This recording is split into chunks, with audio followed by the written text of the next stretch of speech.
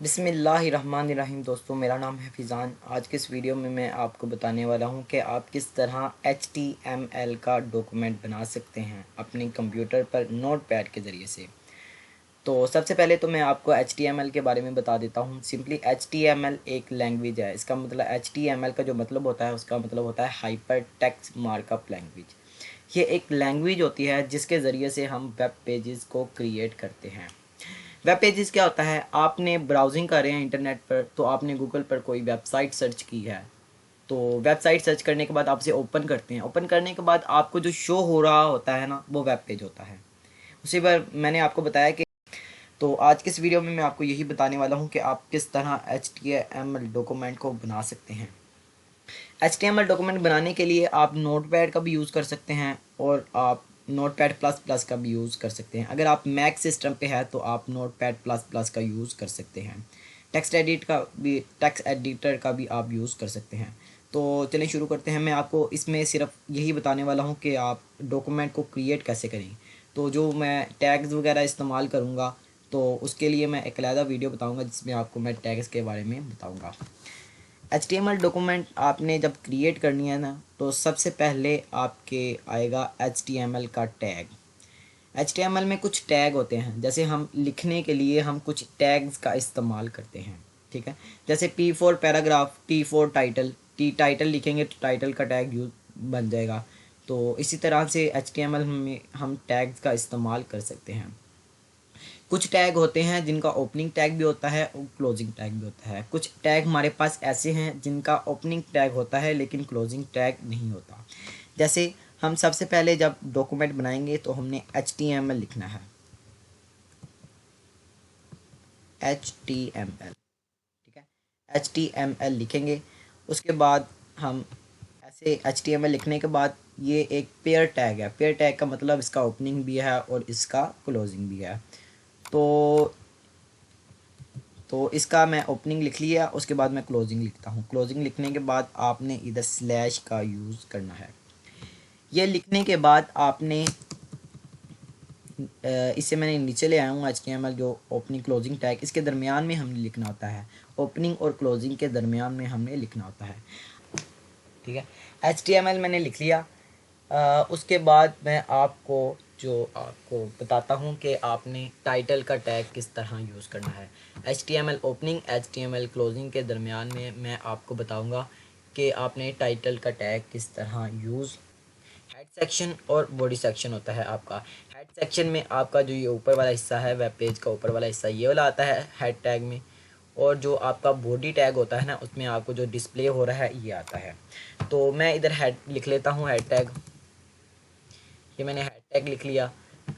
Head tag एक pair tag है, इसका मतलब है इसका ओपनिंग भी है और इसका क्लोजिंग भी है। तो मैं इसका क्लोजिंग टैग भी लिख लेता हूँ।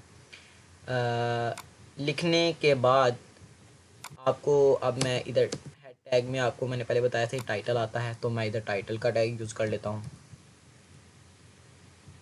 टाइटल का टैग मैंने यूज़ कर लिया। और टाइटल एक पेयर टैग है, मतलब इसका ओपनिंग भी है, इसका क्लोजिंग भी है। तो मैं इसका क्लोजिंग टैग भी लिख लेता हूँ। लिखने के बाद जैसे हमने ये वाला वेब पेज क्रिएट किया है, ये वाला, तो ये फ्री इल्म की एक वेबसाइट है। फ्री टाइटल में मैंने फ्री इल्म लिख लिया। और उसके बाद मैं आपको बताता हूँ, बॉडी टैग यूज़ करने के लिए आप बॉडी टैग का इस्तेमाल करते हैं। जैसे मैंने यहाँ बॉडी लिख लिया। ठीक है, और बॉडी एक पेयर टैग है, मतलब इसका ओपनिंग भी है, इसका क्लोजिंग टैग भी है। तो मैंने बॉडी का ओपनिंग भी लिख लिया, क्लोजिंग भी लिख लिया, ये बॉडी टैग में आता है। तो बॉडी टैग में मैं लिख लेता हूँ, जैसे ये इसे ही मैं कॉपी कर लेता हूँ। अब बॉडी टैग में हमने एक अब लिखने वाले हम पैराग्राफ। पैराग्राफ के लिए हम एक टैग का इस्तेमाल करते हैं। पैराग्राफ के लिए हम जो टैग का इस्तेमाल करते हैं उसका नाम, उसे हम टैग को इस तरह लिखते हैं, P फॉर पैराग्राफ। तो आप P का टैग पैराग्राफ के लिए इस्तेमाल करते हैं। पैराग्राफ एक पेयर टैग है, मतलब इसका ओपनिंग भी है टैग है और इसका क्लोजिंग टैग भी है। तो मैं इसका ओपनिंग और क्लोजिंग लिख लेता हूँ। और ठीक है, ये जो मैंने स्लैश डाला है, ये आपने जब जो पेयर टैग हो, ओपनिंग टैग तो हो गया हमारा। अब जो क्लोजिंग टैग है ना, उसके साथ आपने एक स्लैश का इस्तेमाल करना है। ये यही बताता है कि ये टैग क्लोज हो गया है, ठीक है। उसके बाद पैराग्राफ में हम इधर कुछ भी लिख लेते हैं। जैसे ये हम वेब पेज बना रहे हैं तो यही मैं कॉपी कर लेता हूँ। इसको मैंने कॉपी कर लिया और यहाँ मैंने इधर पेस्ट कर दिया, ठीक है। पेस्ट करने के बाद हमारा ये HTML का डॉक्यूमेंट बन गया। अब हम इसे ना सेव करके शो करवाते हैं कि ये किस तरह हमारा ये जो वेब पेज हमने क्रिएट किया ये शो होगा। अब मैं इसे रीनेम करने वाला हूँ। आपने बोला क्या, जैसे आप अपने फ़ाइल का नाम रखना चाहते हैं बुक, जैसे कुछ भी रखना चाहते हैं, माई फर्स्ट फाइल लिखना चाहते हैं, जो भी आपने अपना जो नेम लिख के, जैसे मैं अपना, आपने फिर डॉट का इस्तेमाल कर